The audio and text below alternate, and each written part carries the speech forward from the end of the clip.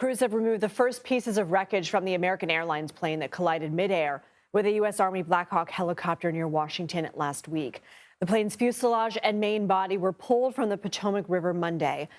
D.C. fire officials say 55 sets of remains have been identified. All 64 people aboard the passenger jet died in Wednesday's crash, as did the 3 soldiers on the helicopter.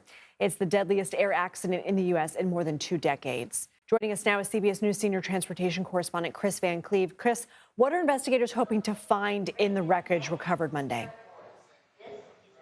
Well, Lindsay, they're recovering parts of the airplane right now. The focus is the airliner right now. They want to get all of the pieces of wreckage out of the water, eventually into a hangar so NTSB investigators can come over it. Today, they recovered an engine, portion of the fuselage, and one of the wings of the airplane.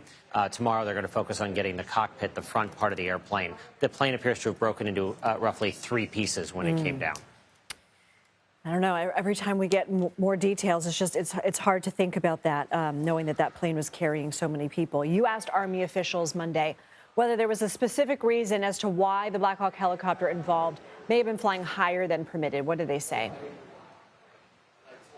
Yeah, prefaced with it's too early to speculate. The Army colonel, who's the deputy director of our Army Aviation, Mark Ott, Colonel Ott said that there are many reasons why one could deviate from an altitude. Avoiding an obstacle, a flock of birds were examples he gave.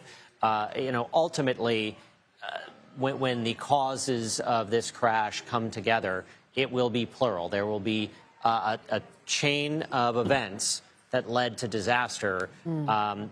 Certainly, 2 aircraft shouldn't be, even if that helicopter had been at 200 feet, 125 feet of separation isn't enough. So it would have been a problem regardless. What allowed those 2 aircraft to end up so close together is going to be one of the factors in how this turned so tragic.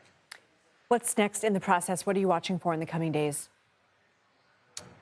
Well, it's really about the wreckage removal out on the water, and then as the NTSB is able to analyze the data from the black boxes on board the helicopter and on board the airplane, synchronize that data over the coming, in some cases, weeks and months.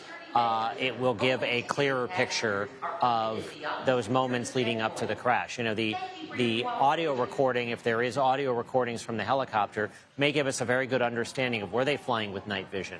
Did they see the airplane? Were they having any issues that might have caused them to need to climb, for example? There are a lot of questions that will be answered, but it's just going to take time.